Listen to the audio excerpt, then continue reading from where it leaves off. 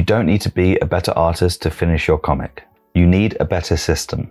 If you're like most comic creators, you probably said to yourself at some point, if I were just better at drawing, if I were faster, if I had more time, and on it goes. But after studying comics for 4 years at university, talking with hundreds of creators and finishing comics myself, here's what I've learned. The secret to finishing isn't raw talent, it's preparation. Not rigid planning or endless perfectionism, but smart, intentional prep that sets you up to create with confidence, stay in flow, and actually enjoy the process. And the best part is we're going to build a system like that for you in about 10 minutes. This works whether you're just starting your comic or you're already 100 pages deep. So let's start. One of the reasons why our progress stalls at some point in our comic is because we just didn't plan properly. This is especially true if you've never made a comic before. So I made a pre-production checklist which you can get for free in the link in the description. It's got must-haves which I consider essential, and it has nice-to-haves which are useful for streamlining your process, but they're not mandatory. Now, I know what you're thinking. Planning sounds boring. I want to make comics, not spreadsheets, and I get it. But here's the shift in mindset that I want you to consider. Preparation isn't about restriction, it's about freedom. When you prep right, you remove friction. All those little speed bumps that break your creative flow. You don't sit down to draw and think, wait, what color were those characters' shoes again?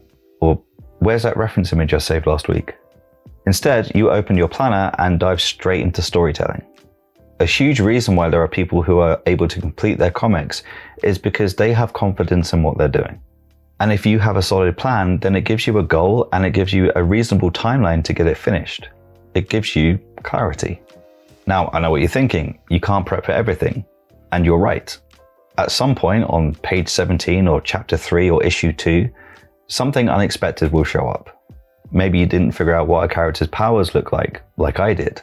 Or maybe you're just stuck trying to figure out the details of an environment. This is normal.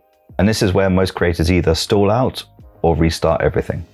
And there's also the risk that you over-prepare and never actually start your comic. But there's something we can do to solve both of these issues. I've mentioned pit stops in this video, which I'll link to at the end of this one, where you can download the template for free, but I'll mention them here because they're the solution that I've just touched on. Pit stops are short strategic breaks that you take during production to solve a specific problem and reset your momentum. I call them pit stops because they act in a similar way.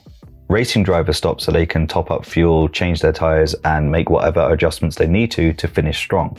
Here are a few examples of some of the pit stops that I've used recently for my comic.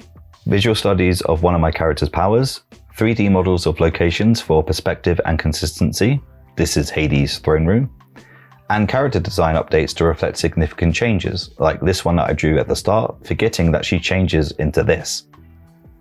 Spoiler alert, I guess. They've been incredibly effective for keeping me on track, and they've helped me keep progress moving forwards. These pit stops are mostly relevant for those of you who are already halfway through your comic. But even if you're still at the start, don't be overthinking the pre-production phase and think you have to have everything perfectly set up. You don't, because you have these pit stops to look forward to. All of this, the prep, the pit stops, the checklists, it adds up to something bigger, a system. Motivation comes and goes, life gets busy, energy runs low, but systems show up when you don't feel like it.